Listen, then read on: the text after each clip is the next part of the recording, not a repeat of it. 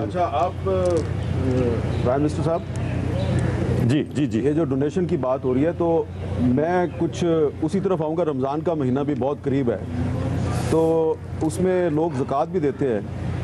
تو جب آپ کرکٹ کھیلتے تھے تو جہاں تک مجھے یاد پڑتا ہے جو آپ کی کرکٹ سے جو آمدنی ہوتی تھی اس پر آپ کی والدہ جو ہیں وہ زکوٰۃ دیا کرتی تھی.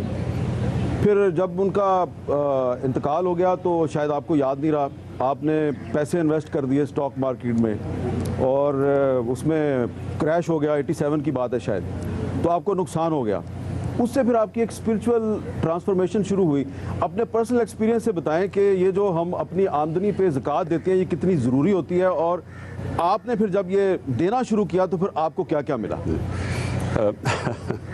یہ حامد آپ نے ایک بات کی میں سب کے سامنے آپ کو کہنا چاہتا ہوں کہ میں کبھی دیکھیں ایک کرکٹر تھا جو کامیابی ہوتی تھی کمپٹیشن میں, سیکنڈ آنے کے کوئی پرائز نہیں ملتے تھے. تو وہ ایک یا ہوتا تھا کہ اگر آپ کامیاب نہ ہوئے تو یعنی ایک کلر انسٹنکٹ ہو, اگر آپ میں نہ ہو تو آپ کامیابی نہیں ہو سکتے اسپورٹس میں. تو اس میں بدقسمتی سے ایک یہ بھی تھا کہ کوئی انسان کے اندر وہ رحم ختم ہو جاتا ہے. مثلا اگر آپ کے مخالف کے لیے آپ کو رحم ہو جائے تو آپ جیت ہی نہیں سکتے. تو یہ میرے میں کبھی بھی نہیں تھا. تو میری والدہ تو دیا کرتی تھی جو بھی پیسے آتے تھے زکوٰۃ. جب وہ 1985 میں جب وہ فوت ہوئی تو اس کے بعد میں نے سوچا کہ میں چلیں انٹرسٹ نہیں لیتا لیکن میں اسٹاک میں ڈال دیتا ہوں پیسے. اسٹاک مارکیٹ میں 87 میں کریش ہو گیا, پیسے میرے اس میں چلے گئے. لیکن وہ ساتھ ساتھ پھر ایک میرے میں تبدیلی بھی آئی. ایک میاں بشیر صوفی تھے, انہوں نے بڑے عظیم آدمی تھے جو انہوں نے راستہ بدلا. تو اس کے ساتھ ساتھ میں ہاسپٹل بھی بنانا شروع ہو گیا. تو میں صرف ایک چیز کہتا ہوں پبلک جو بھی لوگوں کو, میں اپنے بچوں کو خاص طور پہ یہ کہتا ہوں کہ یہ اللہ کی سب سے بڑی نعمت ہے اگر آپ کو یہ سمجھ آ جائے کہ جب آپ اللہ کی راہ میں دیتے ہیں, اور کئی لوگ اللہ کی راہ میں دیتے ہیں اور وہ ان کی نیت, کیونکہ اللہ نیت جانتا ہے تو وہ اور انٹینشن سے دیتے ہیں, دکھاوے کے لیے دیتے ہیں. اللہ تو جانتا ہے کس لیے آپ دیتے ہیں. لیکن جب آپ اللہ کی راہ میں دیتے ہیں کبھی بھی انسان جو ورڈ ہے خسارے میں نہیں رہتا, اور ہمیشہ آپ کو اللہ اور اتنی اور طریقے سے آپ کو دل میں سکون دیتا ہے اور چیزیں دیتا ہے. تو میں زندگی میں جب میں ہاسپٹل میں کے لیے پیسے اکٹھے کرنے کے لیے دنیا میں نکلا تو میں بڑے مختلف قسم کے انسانوں کو ملا. وہ لوگ جن سے میرا کرکٹ کے دور میں کوئی ان سے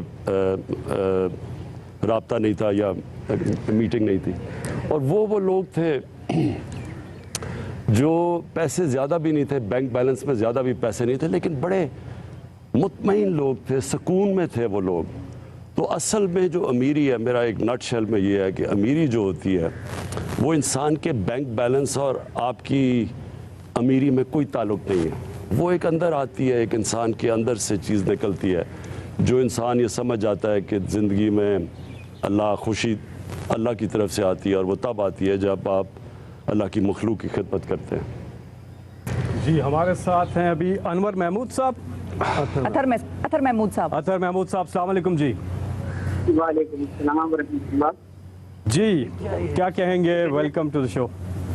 جی میں ڈاکٹر اطہر محمود بول رہا ہوں, وائس چانسلر اسلامیہ یونیورسٹی بہاولپور. اور اسلامیہ یونیورسٹی بہاولپور کے امپلائیز کی طرف سے ہم نے 7 ملین روپیز جمع کیے ہیں prime ministers corona relief fund کے لیے. ماشاءاللہ جی, بہت شکریہ. 7 ملین یونیورسٹی کی طرف سے آیا جی 7 ملین. بہت بہت شکریہ. اکاؤنٹ نمبر آپ کی اسکرین پہ آ رہا ہے 4162-786-786 نیشنل بینک کا. اس کے ساتھ ساتھ جو اوورسیز پاکستانیز ہیں وہ اوورسیز پاکستانیز کی جو ویب سائٹ ہے اس پہ جا کے بھی ڈونیٹ کر سکتے ہیں. آپ SMS سے بھی ڈونیٹ کر سکتے ہیں. آپ فنڈ لکھ کر میسج کریں 6677 پر تو 20 روپے فی SMS جو ہے وہ اس اکاؤنٹ میں آ جائے گا. اور اس کے ساتھ ساتھ باقی جو آپ ایزی پیسہ سے بھی جیز کیش کے تھرو بھی آپ اس فنڈ میں کنٹریبیوٹ کر سکتے ہیں. جی کامران چاچا. جی ایک چیز میں آپ سے جاننا چاہتا ہوں. شوکت خانم بہت بڑا تحفہ ہے پاکستانی قوم کے لیے, اور اس شوکت خانم کے لیے پاکستانی قوم نے عمران خان پہ اعتبار کیا تھا بنا, اور ہر سال آپ 7-8 ارب روپیہ ابھی بھی آپ کو یا 10 ارب روپیہ مل رہا ہے, اب تو اس کی برانچز بھی اور بن گئی. یہ اسکیل اس سے بہت بڑا ہے، اور اسکیل اتنا بڑا ہے کہ اس کے لیے عمران خان کو اس کی اونرشپ بھی لینی ہے، قوم کو بھی موبلائز کرنا ہے، اور شاید جو اسٹیٹ ریسورسز ہیں اس کے ساتھ انٹرنیشنلی وسائل بھی چاہیے۔ ایک ایشو جو میرے ذہن میں ہے، میرا خیال یہ ہے اور میں اس کا یہاں پوچھنا چاہتا ہوں تاکہ اس میں ابہام نہیں رہ جائے، you have to take the ownership of this whole process. جو ایک پینی بھی اسپینڈ کر رہے ہیں آپ اس میں، عمران خان کو اس کی اونرشپ لینی پڑے گی۔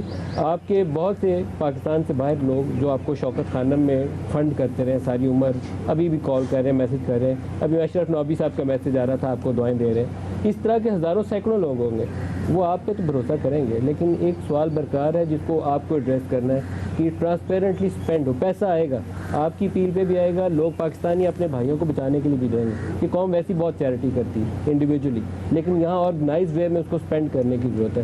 آپ کے ذہن میں اس کی حکمت عملی ہے؟ جی بالکل ندیم، دیکھیں ایک تو ویسے آپ نے کہا شوکت خانم کا، مجھے تھوڑا سا ڈر لگا ہوا ہے کہ کیونکہ یہ شوکت خانم کے لیے ہمیں خسارہ ہوتا ہے 10 ارب کا ہر سال، اور ہر سال پچھلے سال سے زیادہ لوگ دیتے ہیں، تو ایک طرف مجھے ہوتا ہے تھوڑا سا کہ اب یہ سارا اس وقت اٹینشن کرونا کی اور ٹھیک جانی بھی اس طرف چاہیے، کیونکہ اس وقت بہت زیادہ لوگ بڑی مشکلوں میں ہیں اس وقت، لیکن میرا پھر اللہ میں ایمان ہے، کیونکہ کوئی بھی اتنا زیادہ جو ایک ہاسپٹل 70 کروڑ روپے میں بنا ہو اور اس کا سالانہ خسارہ 10 ارب روپیہ ہو اور ہر سال اس سے زیادہ پیسہ ہے، تو یہ کوئی انسان تو کریڈٹ نہیں لیتا، یہ تو اللہ کرتا ہے۔ دیکھیں ندیم، میں آپ کو یہ بتاؤں کہ میں نے ایک دم جب شروع میں جیسے یہ ہمیں پتہ چلا کہ ایک دم لوگ گھروں میں بند ہو گئے ہیں، اور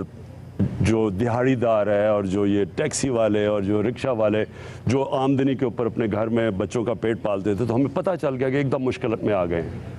تو لیکن میں نے تب تک یہ فنڈ ریزنگ یہ فیصلہ نہیں کیا جب تک ہم نے پورے اپنے جو کنٹرولز تھے فنڈ، دیکھیں پیسے اکٹھے کرنے کا سب سے بڑا اصول یہ ہے کہ یہ بہت بڑی ذمہ داری ہوتی ہے کہ آپ لوگوں کے پیسے اکٹھے کر رہے ہیں، تو جب تک آپ کے فائنینشیل کنٹرولز ٹھیک نہیں ہوتے کبھی پیسہ نہ اکٹھا کریں، کیونکہ ایک جب اللہ کے نام پہ آپ پروجیکٹ کرتے ہیں تو بہت بڑی ذمہ داری ہوتی ہے کہ جو آپ پیسہ اکٹھا کریں وہ ٹھیک جگہ پہ جائے۔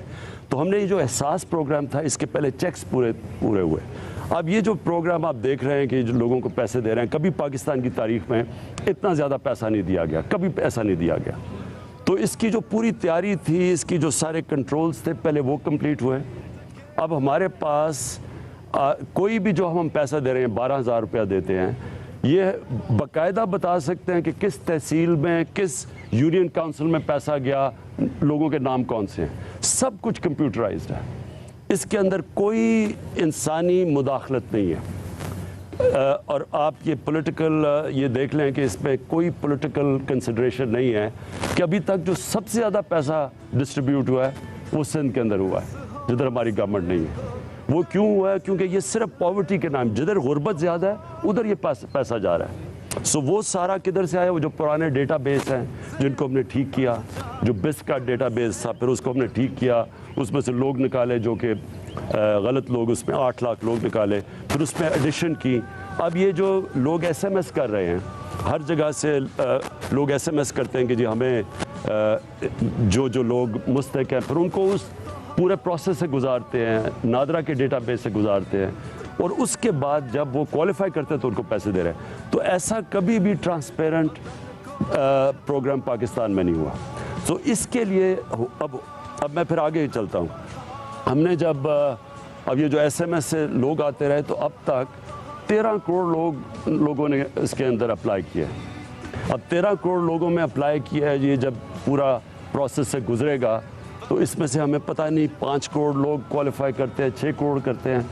تو ابھی تک تو ہمارے پاس 1 کروڑ 20 لاکھ کے ہم نے 144 ارب روپیہ ایلوکیٹ کیا ہے، لیکن یہ آگے 1 مہینہ چلتا ہے، 2 مہینہ چلتا ہے، 6 مہینہ چلتا ہے۔ یہ تو ہمیں پتہ ہے کہ اب ہمیں کرونا کے ساتھ رہنا پڑے گا۔ کوئی آج یہ نہیں کہہ سکتا کہ یہ اگر ہم لاک ڈاؤن بھی کر دیں، بند بھی کر دیں تو پھر کرونا ختم ہو جائے گا۔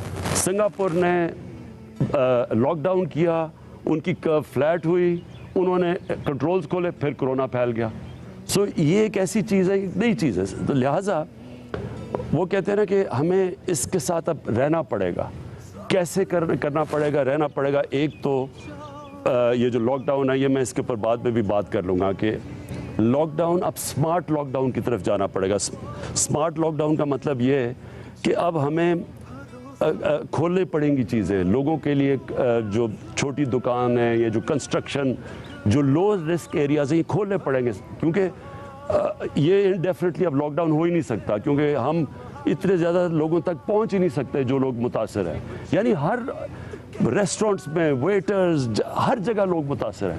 تو جو بھی گورنمنٹ کر لیں ہم اتنے نہیں پہنچ سکتے. لہٰذا یہ جو پیسہ اکٹھا کر رہے ہیں یہ ان لوگوں کی مدد کرے گا جب تک کہ لوگوں کے کاروبار, یہ جو کنسٹرکشن شروع نہیں ہوتی, تو یہ ان کو جا کے فیڈ کرے گا, یہ جو ایکسٹرا پیسہ بھی آئے گا. لیکن اس میں کدھر تک جاتا ہے آگے